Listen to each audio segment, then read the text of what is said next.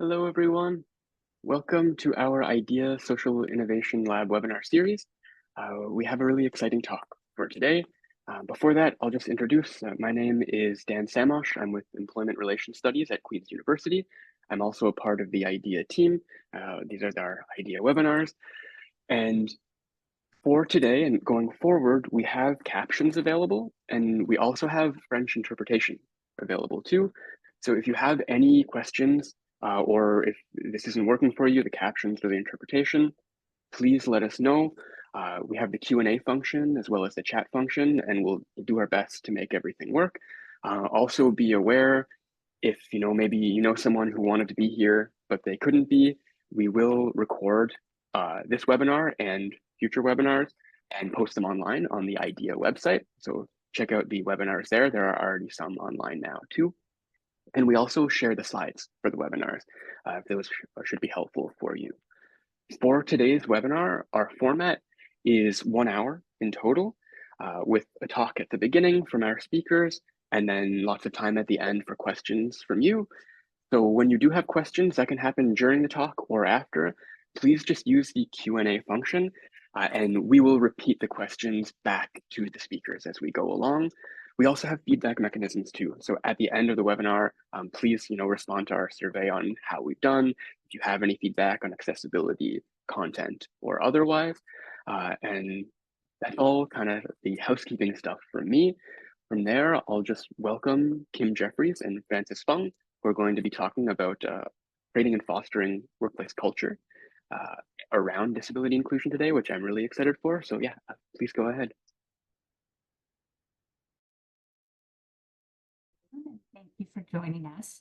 So today we're going to talk about why inclusion efforts and policies alone are insufficient in transforming the workplace experience for people with disabilities, and why it's essential to cultivate and nurture a culture of disability inclusion. So Francis and I are going to highlight key concepts for workplaces to consider in their disability inclusion journey. And we're also going to discuss strategies and intentional efforts that can foster a disability inclusive workplace culture. So in terms of our agenda, Francis will share why workplace culture change is essential for disability inclusion. And then I'm going to detail why the social model of disability is at the center of disability inclusion, how accessibility, universal design, and destigmatized accommodation can work in harmony to drive disability inclusion. And then I'll share some best practice tools to advance workplace disability inclusion before turning it back to Francis. And Francis will address sustainability and accountability, measuring, monitoring, and evaluating change. And as Dan said, we'll have some time at the end for questions and answers. So just before we begin, I would like to thank Dr. Tompa, Dr. Gerwertz, and Logan Wong for the research they provided, and also Alec Farquhar and Amy Swenson-Tiano for their review and feedback on this presentation. And with that, I will turn it over to Francis. Okay, great. Thanks, Kim. I hope you can hear me. So we're going to start with just talking a little bit about what disability inclusion is about. And I believe that most of us are probably quite familiar with the concept of disability inclusion, the term. But applying the principles of disability inclusion in employment settings is a bit different. What I'd like to point out is some principles about disability inclusion. So if you look at the Canada Disability Inclusion Action Plan, there are 3 guiding principles: nothing without us, human rights-based approach, and intersectionality. Regarding nothing without us, in my experience, employers do think about respect and treating people fairly, but they may not think as much about creating and fostering a workplace that is welcoming and empowering, so people would want to be involved and contribute. Ideally, employers and leaders need to find ways to proactively involve people with disabilities in developing, implementing policies, programs, and services. And this would also help the workplace to be accessible so people with disabilities can participate. And we're going to hear from Kim a little bit more about accessibility later on. We also need to keep in mind that some people may prefer to be actively participating, while some may just want to be kept informed and offer choices. In terms of human rights, in my experience, many employers think about this from more of a legal perspective.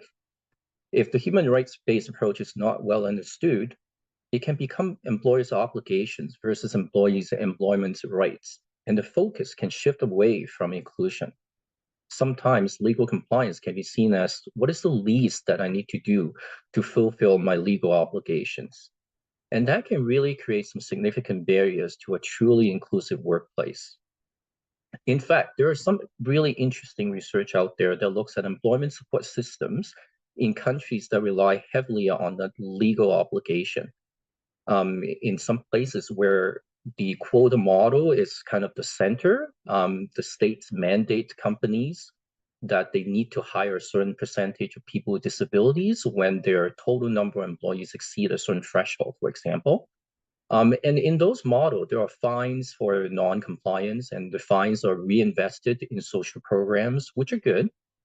And there are data being collected so that people can understand a little bit about where the struggles may be to hire people with disabilities. But these research shown that the model, this quota model, may lead to success in increasing entry to employment, but there's very little interest in what happens after. With respect to intersectionality, well, intersectionality and diversity are not the same thing. Intersectionality describes how different elements of a person's identity can be discriminated against. Examples of this in employment settings are not limited to just the lower rates of hiring, but also include wage inequality, lack of professional development and career advancement opportunities, and in some cases, even harassment and abuse. Also, having a diverse workforce doesn't mean intersectionality is well addressed. Diversity and inclusion are also not the same. There are businesses out there that appreciate diversity and have benefited from foreign workers and the diverse talents that they bring, but the employees don't feel included. In fact, researchers indicate that disability inclusion can be absent in diversity plans. In the United States, only 40% of corporate diversity plans include disability, and only 42% of Fortune 100 companies include disability in their diversity statement. Increasing the number of people with disabilities being higher is not enough for disability inclusion. People need to feel supported, included, and engaged at work. Job security and retention, as well as career development and promotion opportunities, are very crucial. There are lots of research out there that indicate that these factors lead to employee engagement, and there are actually powerful indicators of how long someone can stay in a job, regardless of job performance, which often is what employers and leaders are fixated on. Okay, so now we know about these principles, but how do we get employers thinking about them and then shift the workplace culture if needed? Well, we need to talk about the benefits. Employers are running businesses and they are naturally profit-driven. And we know that when working with employers, the charity model doesn't really work. Can you still hear me? I think my headphone just went off. Yes. Okay. Yeah, you sound good. Okay, sorry. I just heard a beep. Yeah, so employers are running businesses and they're naturally profit-driven. And we know that when working with them, the charity model doesn't really work because it compromises the rights of people with disabilities and portray people with disabilities as being reliant on others and not able to do things for themselves. And this causes employers doubts in whether people with disabilities can do things for themselves and can they do the jobs in the competitive work settings. So we know we have to build a business case. And obviously there's research that support this. We need to demonstrate that there are benefits not only for hiring people with disabilities, but also benefits for creating a disability inclusive workplace where workers with or without disabilities can strive and be successful. There are some commonly recognized benefits that are talked about quite a bit, access to a bigger pool of applicants, improved reputation, lower turnover, and higher attendance. And there's an enhanced sense of corporate and social responsibility as well. But to me, some of the lesser known benefits can really help change the conversation and help maybe move the needle a bit. For example, disability inclusion has elements similar to those of a healthy and safe workplace, which is linked to higher employee engagement and productivity. And there's a lot of recent research on the topics of employee wellness and psychological safety. Persons with disabilities have a positive effect on coworkers as well. And inclusion contributes to loyalty because showing empathy and appreciation helps. And there's research on loyalty being more challenging to find in the younger generations of workers now. Okay, so we know about the benefits, but we still need to be able to articulate to employers and leaders what an organization culture is and how to facilitate change if need be. If you look at the research, most scholars will agree that organizational culture is multidimensional and multi-level construct. It is not just one thing that you can work on. It is values, beliefs, assumptions, and sometimes it's an informal system of control within an organization as well. Paying attention to what the culture is like in an organization can help understand the behaviors of the people within, and people who believe in what they do are generally more engaged. Unspoken norms can become routine over time as well.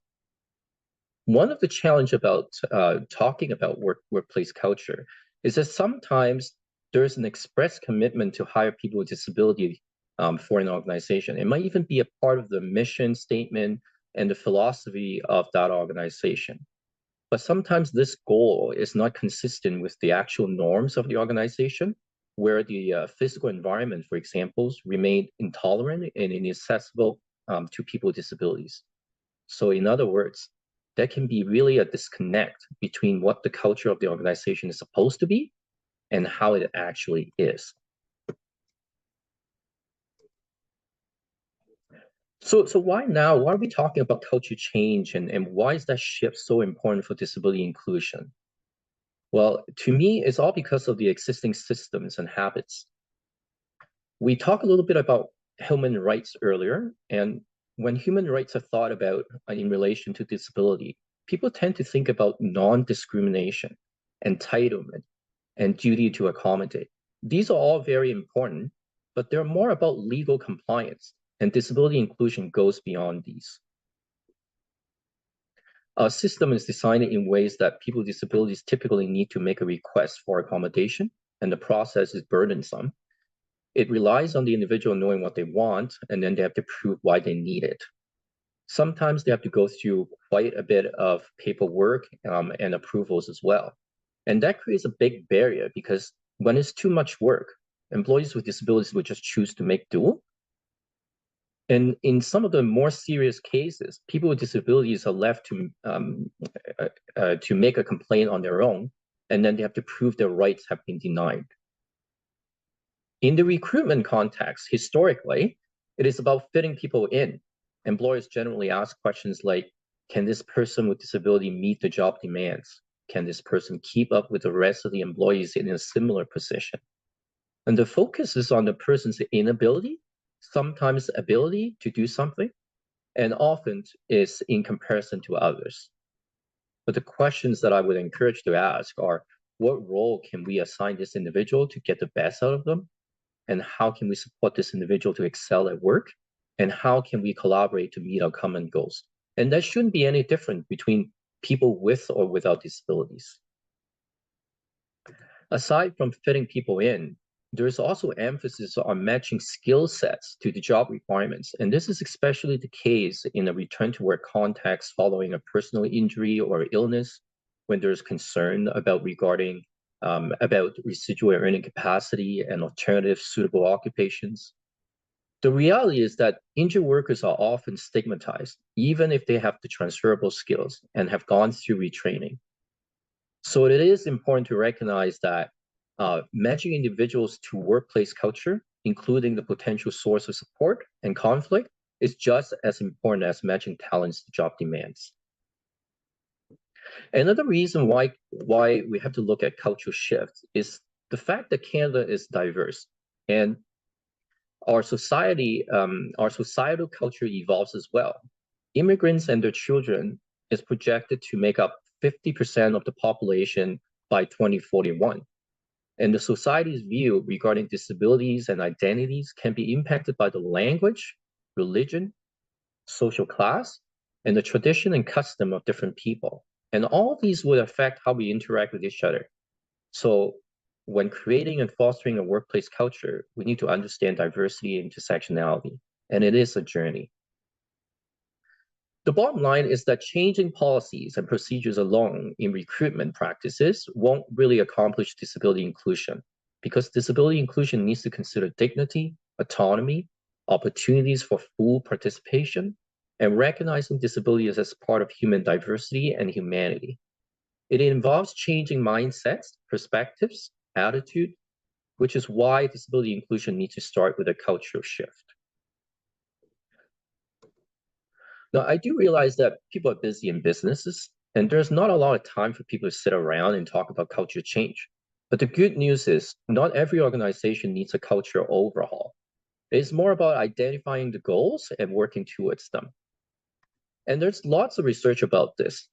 And I'm not going to go over all of these in details that you see on this slide, but I do want to point out integration. Integration is important because it's about celebrating differences and incorporating different perspectives into the work task completion that may be required at work. It is more effective than a culture where individual performance and entrepreneurship is valued, which are quite typical in Western countries. We certainly want to change that them versus us type of mentality, but we also need to be very thoughtful about this. There's research that shows that organizations that strive to unite their diverse members under a common identity of belonging, like a collectivist type of approach that values togetherness, can actually reduce creativity and innovation. More importantly, no people with disabilities are alike. There are cases where employers may be guilty of generalizing disability and expecting people with disabilities, for example, may be more organized because they have so much that they need to navigate through with a disability already. This may be true to some extent, but the reality is that disability exists across a very vast spectrum of possible physical, sensory, and intellectual impairments. And one person with disability just doesn't speak for all people with disabilities either. Okay, Kim is going to talk a little bit more about ableism and normalizing and the destigmatization, and as well as tokenism later on as well. So I'm going to just jump to preparedness. This is about the perception of feeling prepared. I've came across research where there was a study that was done on quite a number of HR and hiring professionals in 2021. And the research indicates that the perception of feeling prepared, it's more important than some of the other important factors, such as actually having disability policies and procedures and health and illness management programs. And the other things that is interesting from the study is that leaders may feel that preparing people with disabilities and promoting disability inclusion is important, but they may not actually value strongly about taking real actions to hire people with disabilities. Okay, so I'm going to pass it on to Kim now to talk more about the strategies in creating and fostering a disability inclusive workplace culture and share with you some insights. So building on the disability inclusion insights shared by Francis, I'm going to talk a little bit about how employers can effectively advance workplace disability inclusion by transforming its benefits and goals into actionable and practical strategies. So this approach not only fosters an inclusive culture, but also ensures that the workplace is accessible and supportive for all employees.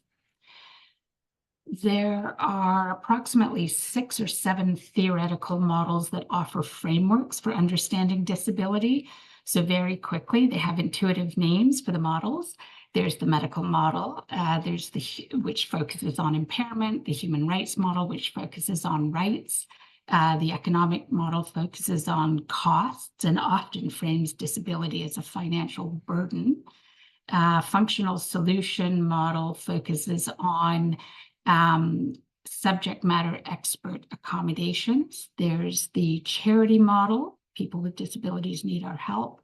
The cultural affiliation model that takes pride in identity. The social model that focuses on addressing barriers, and a model that combines several approaches called biopsychosocial model. Each model has its strengths and weaknesses, and elements from various models are sometimes combined, which are typically reflected in an organization's accommodation approach.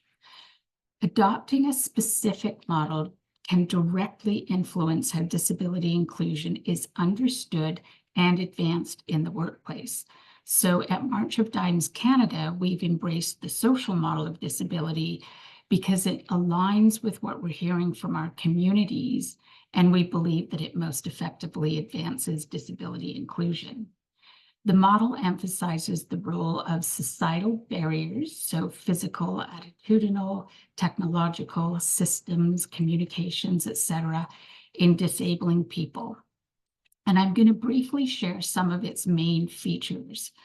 So unlike the medical model, which centers on diagnosing or treating an individual, the social model affirms that people with disabilities are not inherently disadvantaged, but are made so by society's failure to address diverse abilities, and it advocates for systemic change.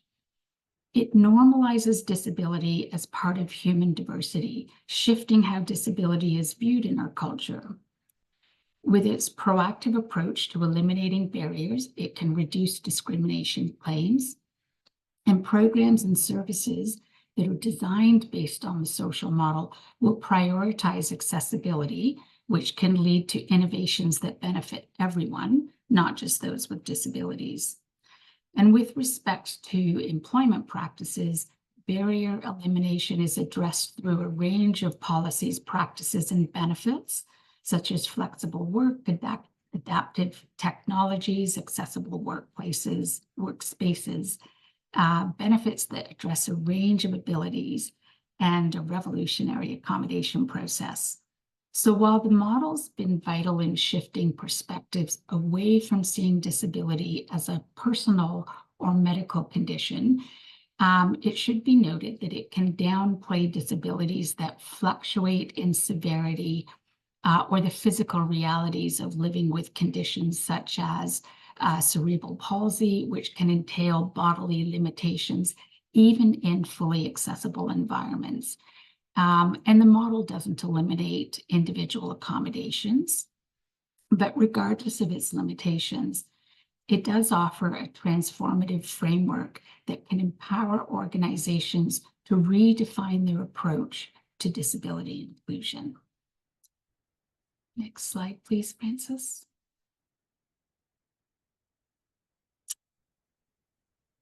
So universal design, accessibility, and accommodation are embedded in Canadian disability equity legislation, are practical manifestations of the social model of disability, and they collectively operate to create environments that are inclusive and supportive.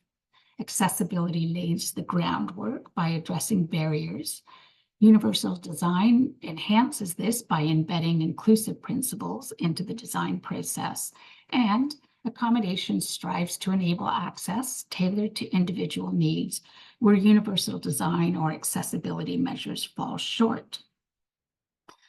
So while accommodation complements accessibility and universal design, it is associated with considerable stigma. And Francis did touch upon this in his presentation.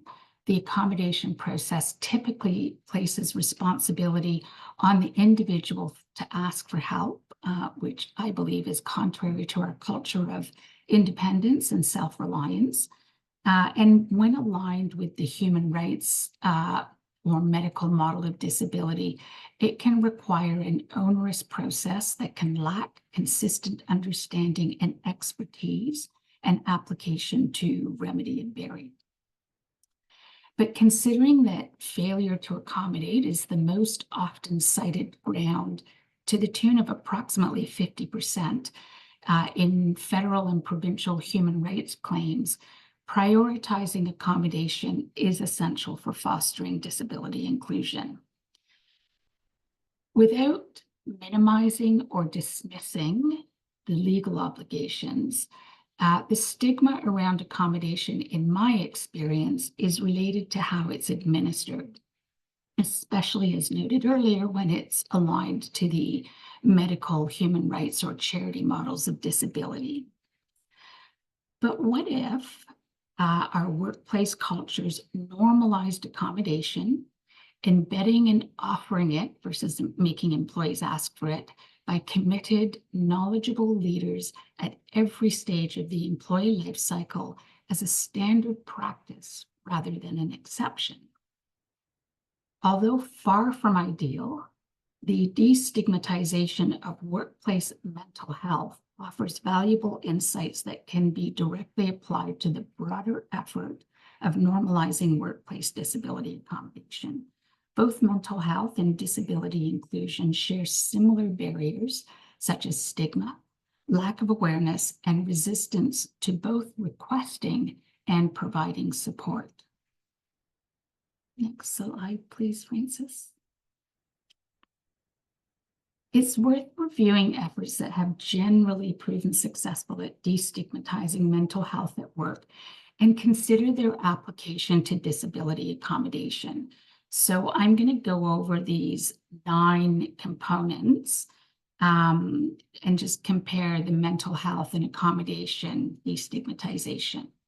So with respect to dialogue and normalizing the conversation, the growing awareness of mental health challenges and the integration of mental health days, therapy benefits, and well-being check-ins help to normalize mental health as everyday work life. Discussions are encouraged to promote the idea that it's okay to seek help and support. So similarly, by normalizing conversations around disability inclusion, organizations can shift the perspective from viewing accommodations as special treatment to recognizing them as routine and an essential part of making workplaces equitable. Robust dialogue about accessibility, universal design, and proactive accommodations contribute to a culture where support is expected rather than exceptional. In terms of training, training leaders to recognize signs of mental illness and respond empathetically helps create a supportive culture.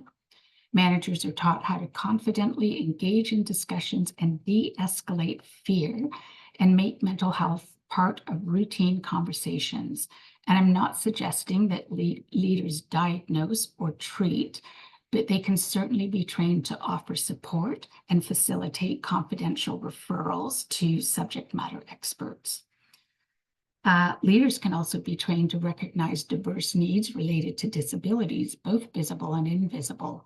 Equipping them with the tools to initiate proactive conversations about accommodations can reduce fears and foster belonging. So just as trained managers now inquire about well-being, they can, with training, confidently canvass accommodation needs. Related to training, mental health destigmatization efforts focus on dismantling stereotypes, such as the assumption that people with mental health illnesses cannot be productive or successful. Now the emphasis on abilities and contributions rather than limitations. So dismantling stereotypes about disabilities is critical. Often the assumption is that employees with disabilities require costly or burdensome accommodations, or that they're less capable. So by reframing disability through the lens of skill, value, and inclusion and alignment to the social model, workplaces can foster a culture that focuses on capabilities rather than deficits. With respect to confidentiality and trust, employees are more likely to disclose mental health issues if they have trust that their concerns will be handled confidentially and without judgment. Mental health destigmatization emphasizes creating safe spaces for disclosure. The same approach can be applied to disability accommodation, ensuring that accommodation requests are treated with confidentiality and respect can make employees feel safe to disclose needs without fear of negative consequences. And trust is a key factor, as employees may need assurance that when asking for accommodation won't impact their job security or career growth. Destigmatizing mental health has led to more flexible policies, and flexibility is equally critical for disability accommodations. Promoting personalized solutions signals that accommodation are not one size fits all, which can help normalize their integration into workplace practices.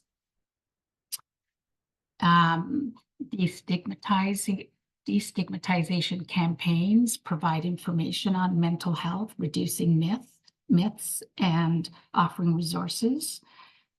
Promoting messages such as accommodations are a fundamental right that supports everyone's success in the workplace can be applied to disability accommodation campaigns, and regular campaigns that explain what accommodations are, why they matter, and how employees can address them help demystify the process.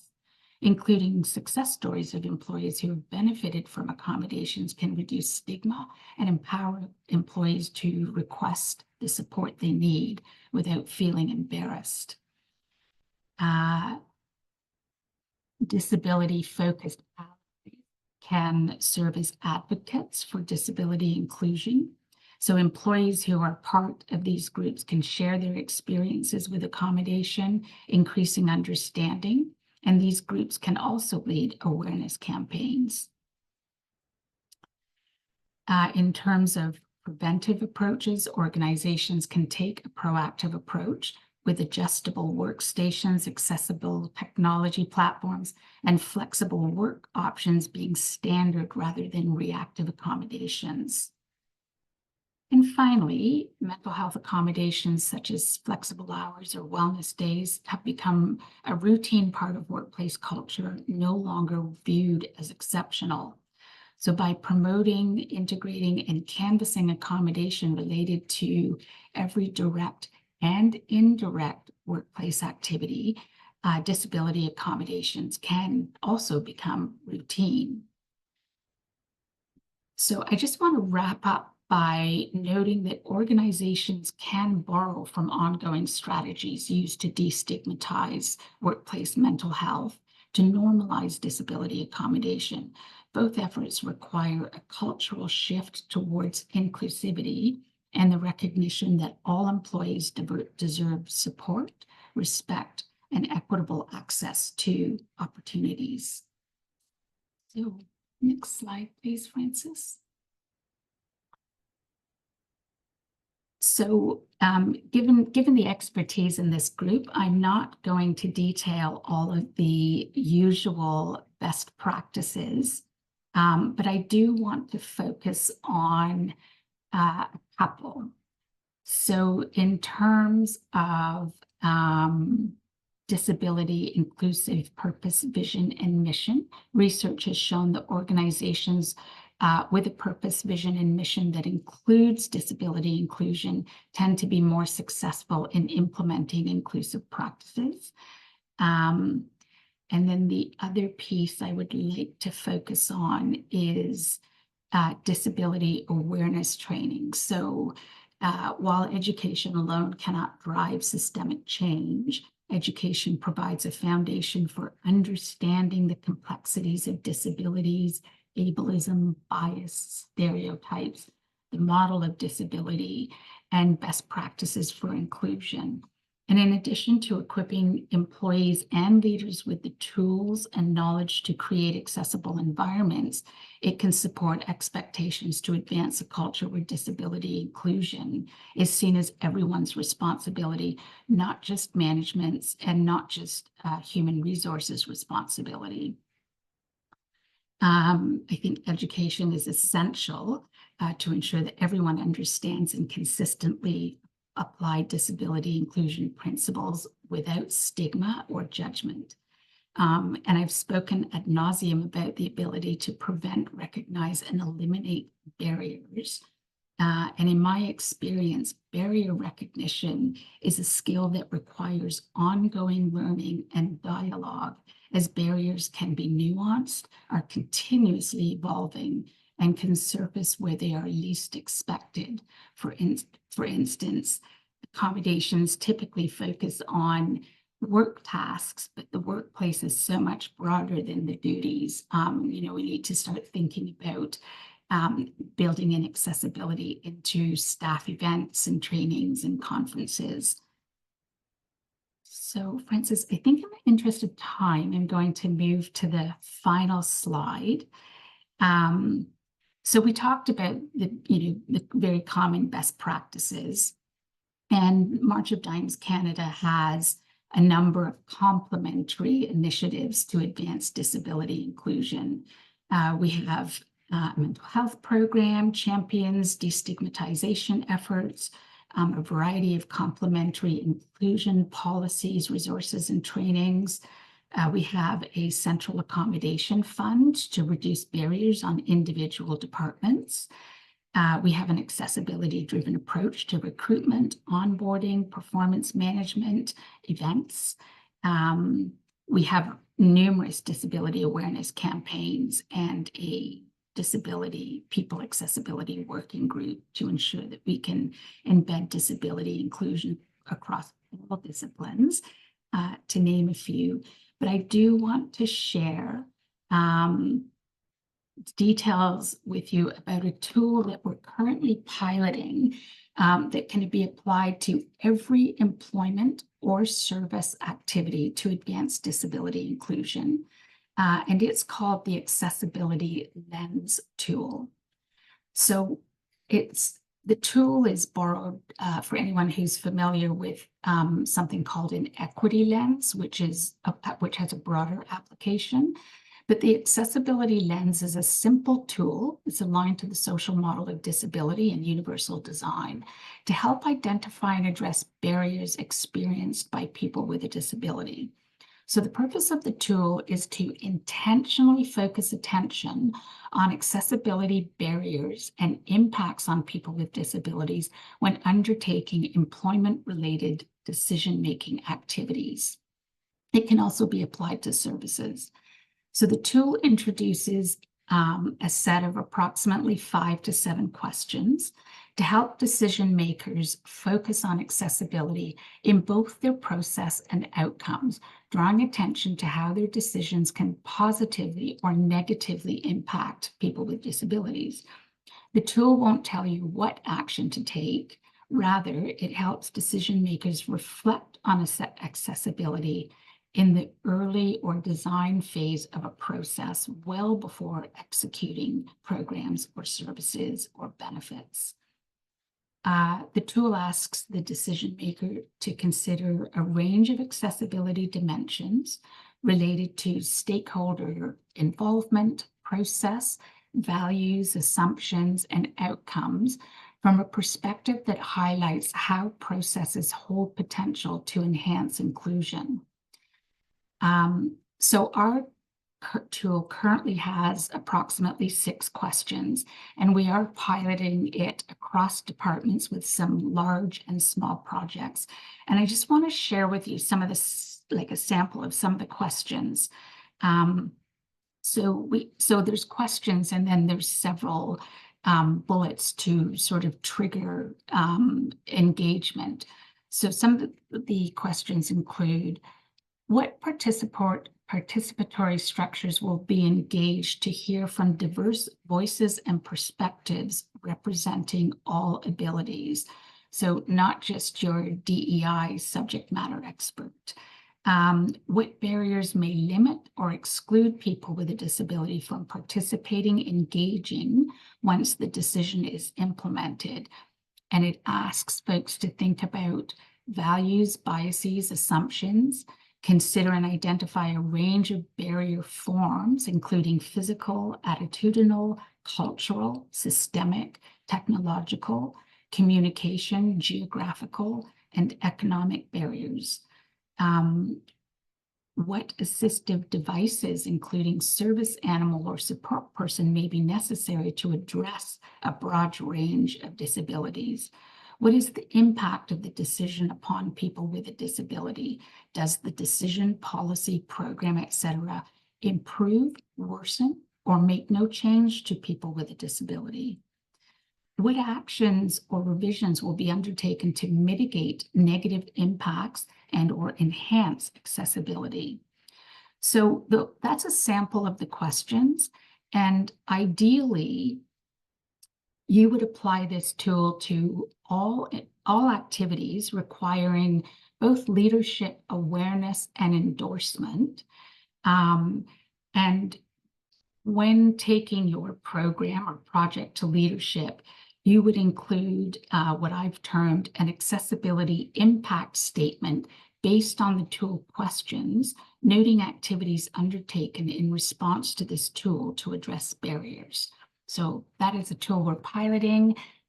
Once it's endorsed, I'm sure it will be available to this group. And with that, I'm going to hand it back over to Francis. Great. Thanks, Kim. So we've talked a little bit about the importance of creating and fostering a disability inclusive culture and some of the strategies to intentionally work towards disability inclusion within an organization, some specific tools, considerations, some different process in terms of asking questions and making sure that thinking about accessibility from all stages of creating a process or implementing a program. Disability inclusion won't be sustainable if employers or leaders don't ensure accountability, though. And I'm not talking about the commitment from one or two leaders within an organization. I want to talk about a more systematic and strategic way of measuring culture change, and monitoring, and then evaluating as well. So Kim has spoken about several ways of helping influence the cultural change to a more disability inclusive one. She's mentioned about education and training. And we need to understand that education and training generally aim for correcting misinformation, right? And it deals with inaccurate stereotypes and myths and things like that. So when you try to measure change, you need to have indicators that are specifically that deals with those things. And other interventions that could be in place within an organization could be like, for example, bringing people with lived disabilities experience to interact with the rest of the organization or with the public, describing the challenges and stories of success. And that could help overcome some interpersonal divide, help reduce that public stigma on a person-to-person basis as well. And of course, you need to have complaint mechanism as well, because that help mitigate power disadvantages of people with disabilities and other marginalized groups. So when you think about these efforts that are being put in within an organization, my suggestion is to also develop some indicators that are specific to them so that you can really systematically evaluate how the culture is changing, evolving, and how successful you may be as an organization.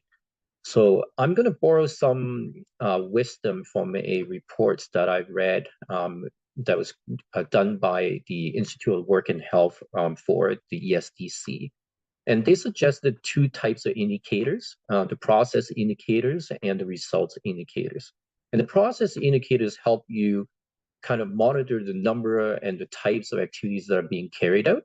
And that could be very useful for actually analyzing costs and time that you invested in a particular initiative, and compared to other programs and campaigns that may have already been taken place or as happening simultaneously.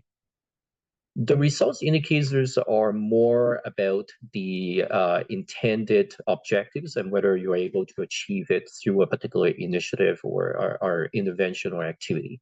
And that could be at different levels. You can look at the outputs. So for example, counting how many people completed the training. And that could be useful to compare to perhaps maybe the employees' demographics and participation in other initiatives. And then you can also have outcome indicators, which would be more focusing on sort of the longer term effects. So how much knowledge and attitude and perception have changed within the organization. And you may need to do some survey or some focus groups, to look at those things. And then you need to have bigger impact indicators as well. So it's the prevalence of discrimination towards people with disabilities actually being reduced. So that may be something that you would look at if there's complaints. Is there any challenges in return to work directly related to disabilities? So the monitoring and the evaluation is quite crucial for an organization to make sure things are happening. Monitoring to me is more like internal, ongoing during the initiative, and that helps supports accountability. And it also gives you opportunity to tweak things, right? So if you are a leading initiative for disability inclusion and there's not enough participation, then you might need to change in terms of your communication strategies and so forth. Evaluation, it's kind of taking place periodically or at the end of an initiative, and that could be done internal or external, depending on kind of how objectives or that you wanted to do this. And this focus more on the final, like that overall goal, and that provides accountability. And the important things I want to point out here, though, is when you're tracking, you're monitoring things, and you're evaluating things, it is important to not just focus on showcasing the achievement, but also focus on the changes in any magnitudes, whether it's positive or negative. Okay, so in the interest of time, I'm going to summarize what we talked about today. We went through a lot of ideas, but essentially all organizations need to create and foster a disability inclusive culture. The culture change needs to start sooner rather than later because disability inclusion is a journey.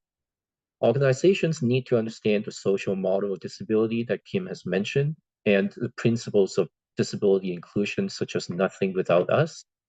There needs to be intentional efforts to normalize and destigmatize disability, embrace diversity, recognize differences, and accommodate needs. Needs to go beyond legal compliance and pursue accessibility excellence. Organization needs to be accountable, establish indicators in order to monitor progress and evaluate outputs and outcomes specific to disability inclusivity. Leadership needs to be authentic and needs to avoid window dressing. Disability inclusion is more than just hiring more people with disabilities. It's about participation, opportunities, dignity, and autonomy as well. With that, I'm going to show you a page of references. I'm happy to share that with anyone who wants to look at that a little bit more in detail. And of course, we want to invite you to stay in touch with us. And there's different ways to do that. Of course, joining the idea distribution list. And you can also join Marcia Dime's Disability Advocacy Network. And we have our emails here as well. Sorry, just going back and forth, that you can, I don't know why it's doing that, that you can email us as well. Okay. I'm going to turn it back to Dan for questions and answer. Yeah, thank you so much, Kim and Francis. And that is an extremely cute dog for anyone, just in case the slide right now has a very adorable dog on it for our Q&A slide. So yeah, now we are in the Q&A portion. Just in case, if you do have a question, please use the Q&A function in Zoom. That's where I'll take your questions and then share them with Kim and Francis. I just want to note too, the talk today, it's a really meaningful one and a very important one. I really appreciate how you started with these conceptual ideas, principles, and moved into actions. On the previous slide, there is information on emails and this sort of thing. In case you don't get that information, please email us at IDEA, and we'll make sure you can get in touch with Kim and Francis if you'd like, if you're interested in things like the accessibility lens tool and otherwise.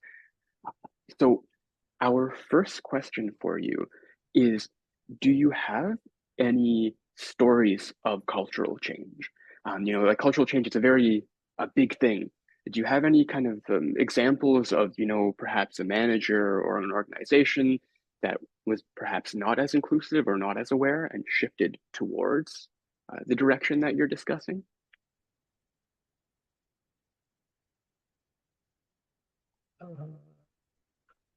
I don't know if Kim wants to grab this, but I'll try to take a stab at this.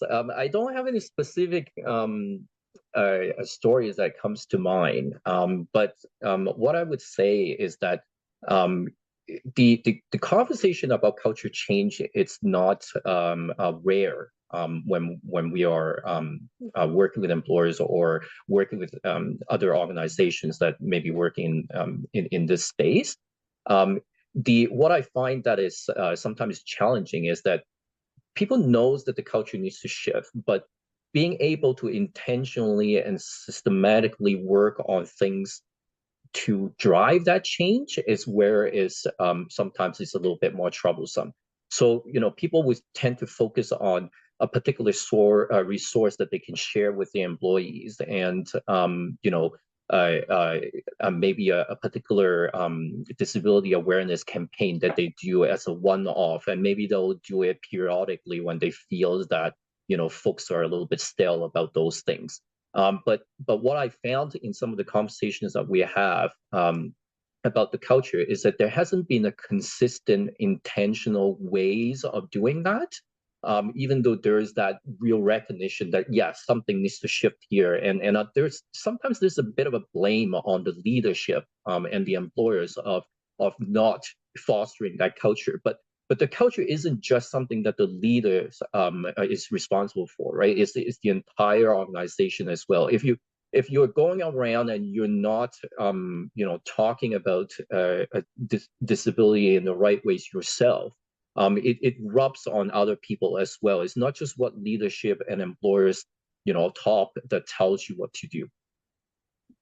I can add to that. I did work with an organization several years ago who spearheaded a cultural change through their commitment to mental health. They had a really progressive mental health approach.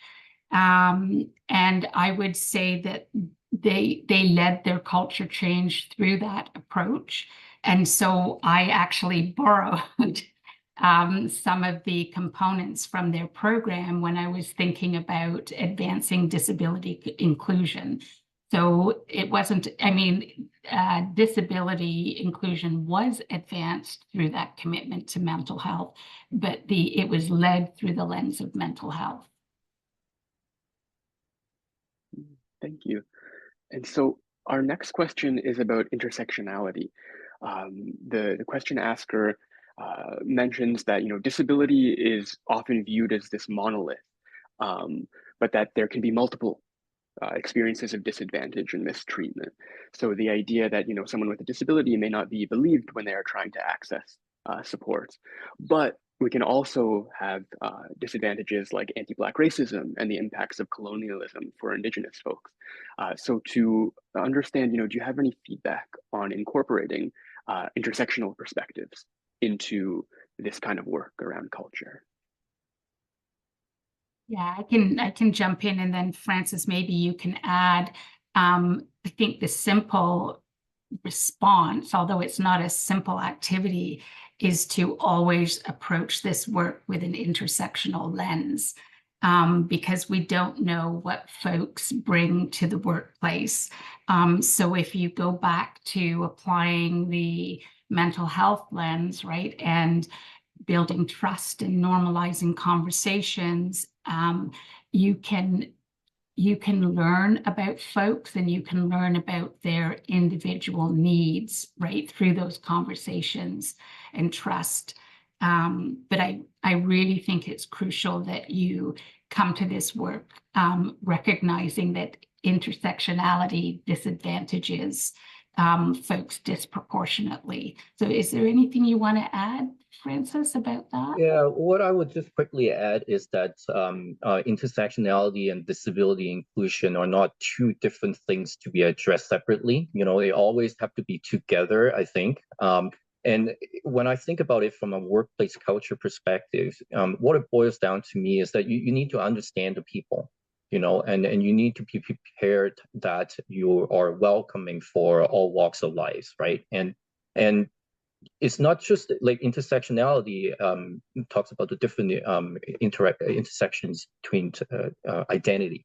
And identity is not the same for even within one person with disability and another person with the same disability. The way that they identify themselves could be quite different as well. So you really need to look at the person individually and not separate things out.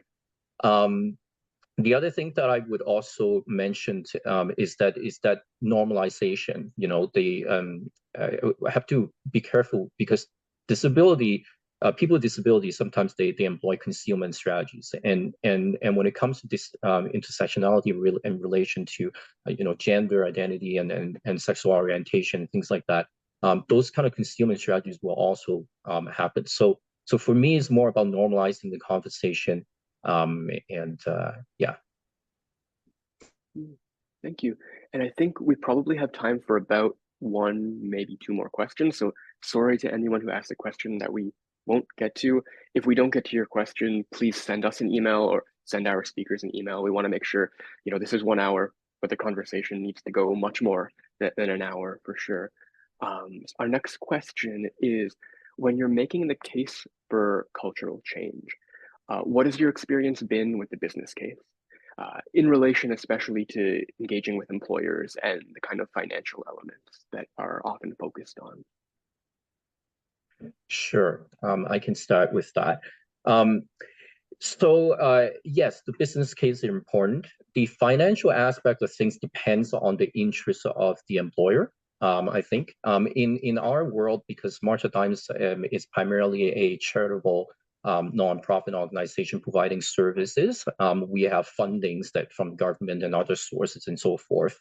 So sometimes the focus is more about the placement of the person with disability and providing that supports to help that employers on board of that individual.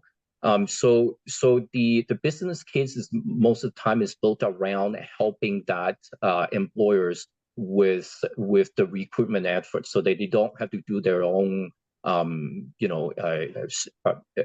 candidate screening, for example, and give them some confidence on that they were going to get the right candidate that can do the job, help them ensure that they can onboard them and train them properly, because some of them are a little bit hesitant about hiring people with disabilities just because they're not familiar with what their needs may be.